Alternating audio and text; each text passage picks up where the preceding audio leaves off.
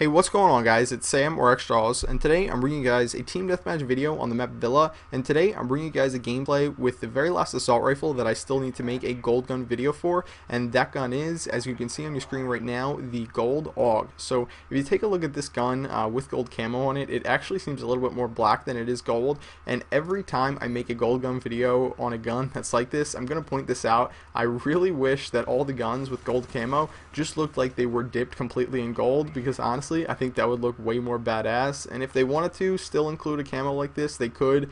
Maybe they would call it the black and gold, or if you really want to go there, the black and yellow camo, because that's kind of what it looks like.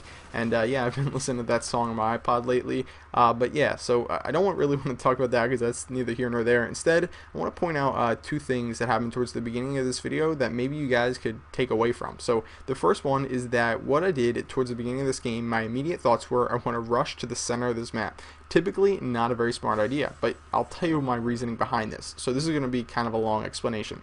So a lot of people on my team will run through the middle of the map. I assumed out of the 6 guys that were running on my team, or the 5 guys that weren't me, you know, if you don't include me, 5 guys on my team, at least one of them was going to run towards the middle, and most likely he was going to break away to the right and head towards the building that I'm in right now. And that's exactly what he did. I counted on him covering that area for me, and if he didn't cover it, he would die and I would know to turn around.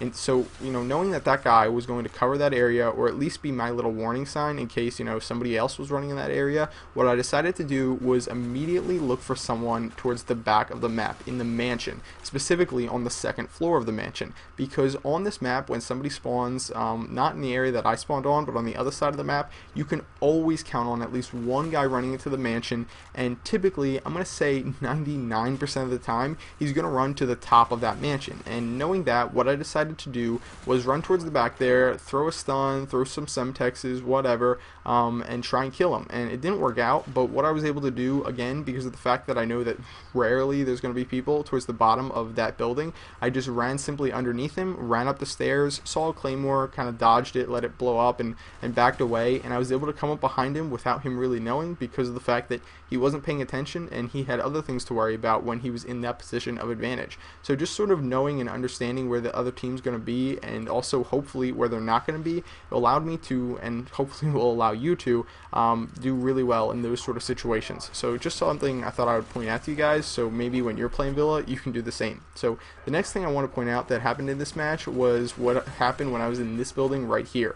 So what you're going to see, or what you actually did see already, is that people were constantly coming towards me in this building, and it wasn't working out too well for a while. And what I ended up having to do was jumping back and forth between the window in the top right of that building, and then also the doorway in the bottom right of the building. So I would keep going back and forth, because if I didn't, what would end up happening is they would be able to predict where I would be at any given moment. So instead of allowing myself to, you know, reload, recollect myself, and prepare for the gunfight in the same position, instead what I did, and what I would hopefully recommend you do when you're in situations like that, is not just reload, recollect yourself, maybe pick up a scavenger pack or something like that, but also change positions so you're not making such a predictable move. And trust me, you know, people, it's a very, you know, easy thing to pick up on if somebody's just going to pop out in the same location, because typically if, you know, you're in a situation where you need to reload and your opponent or opponents aren't in positions where they all need to reload,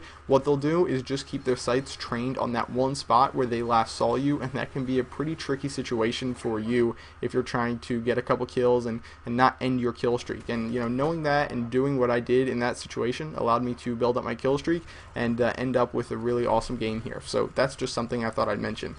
So yeah, let's talk a little bit about the AUG. The video's winding down here, but here's what I'll say about the AUG. I don't have much to say about it, but here's what I got. Basically, this gun has the same damage and rate of fire as the FAMAS, which is a gun that I absolutely love, and yet I don't really like this weapon, and it's pretty simple, the recoil on it. So if you look at the recoil on the FAMAS, its recoil is almost always going to be hard up and to the right. So you know that if you're going to shoot that gun, you sort of have to pull down and to the left in order to control it and do well with it.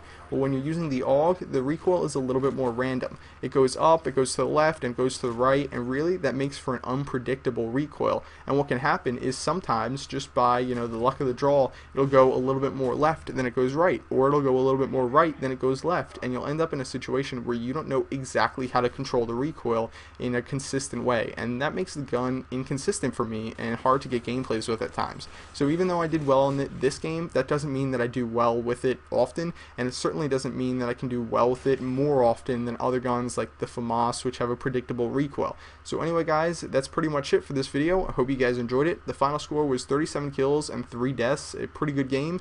So yeah, that's pretty much it. I'll see you guys later. Bye.